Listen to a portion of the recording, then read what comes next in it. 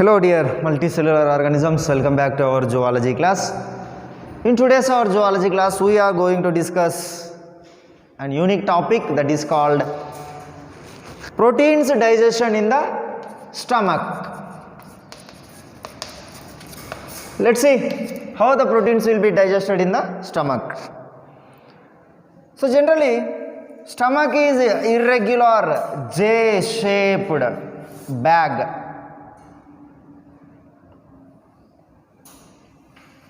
So which is provided with different types of special muscles, and the opening of the stomach is guarded by one special sphincter that is called cardiac sphincter, and the ending of the stomach or the part of the stomach which is opens into the small intestine, especially duodenum, is also guarded by one special sphincter that is called pyloric sphincter. So sphincter in the sense that the special circular muscle which controls or guide or allow the passage of the particular volume of the food into the stomach is known as a sphincter. So here the bolus due to the peristalsis reach the stomach. In the Latin, stomach in the sense gaster.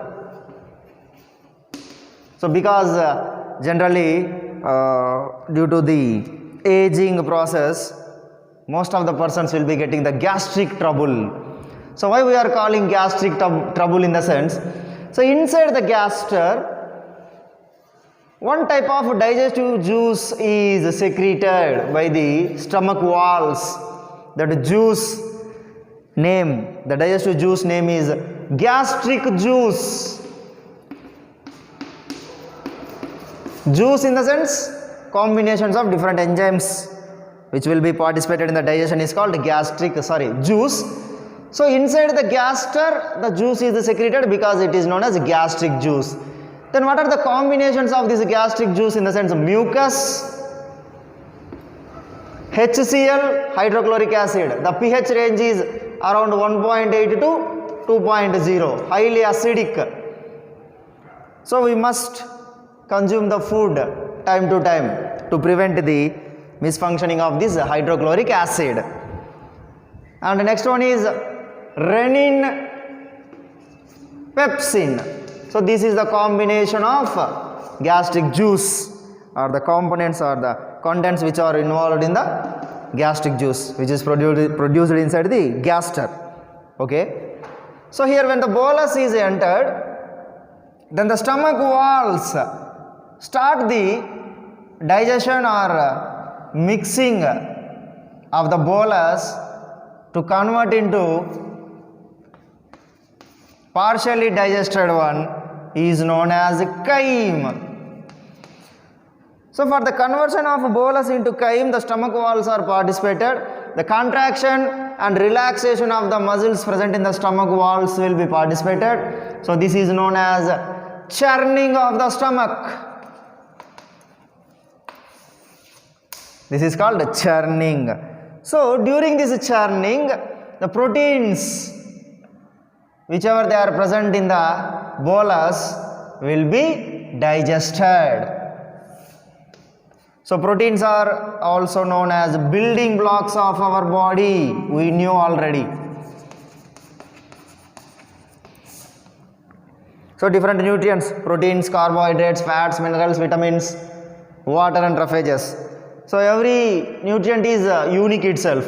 So same as proteins are also unique because they are known as building blocks of the human body. So here how the proteins digestion will be taken place in the sense, generally proteins are complex in structure. After the action of the enzymes, these proteins nothing but substance will be converted into end products. Those products are proteases and peptones. Peptones and proteases. Finally, these proteases and peptones will be converted into amino acids. So amino acids are the end products of proteins. So here, whenever the proteins are entered into the stomach along with the food, already in the gastric juice, this renin and pepsin, these are present in the form of inactive form, or else in the form of proenzymes. So the proenzyme of the renin is prorenin.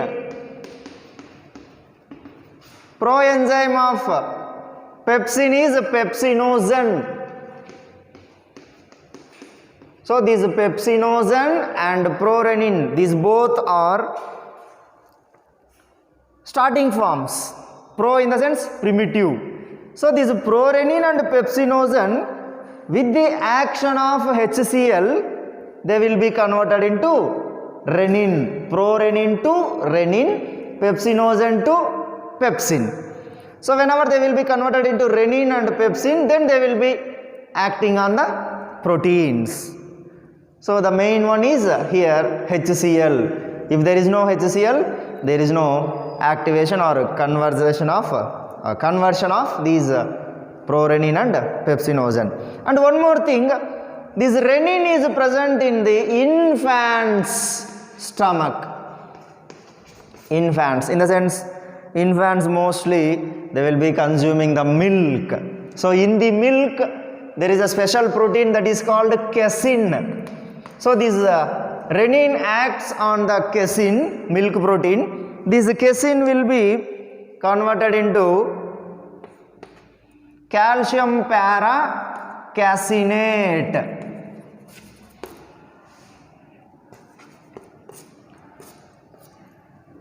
So renin acts on milk protein casein. That casein will be converted into calcium para-caseinate. So renin in the presence of calcium acts on casein, and this is the end product. On this calcium para-caseinate, this pepsin will be acting, and this calcium para-caseinate will be converted into proteases and peptones. So coming to the adult gaster, in the sense adult stomach, pepsin is present in the gastric juice, but in infants additionally renin is present. In adults renin is absent. So here pepsin acts on proteins and convert them into proteases and peptones. So renin in the infants, it will be act on the milk protein that is called casein, that will be converted into, in the presence of calcium ions, calcium para-caseinate.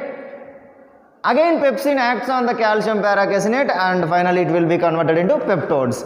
So those proteases and peptones finally with the action of different types of enzymes in the small intestine, finally they will be converted into amino acids. So here mucus present in the gastric juice, it will be protecting the inner surface of the stomach walls against the HCl, in case the organisms, especially humans, are unable to take the or consume the food in time or on time. So because we will be getting the type of burning sensation, that is also known as hunger pangs. So this is the information regarding proteins digestion takes place in the human stomach or gaster, dear students. So in our one more video we will meet with one more unique topic. Till then, good luck.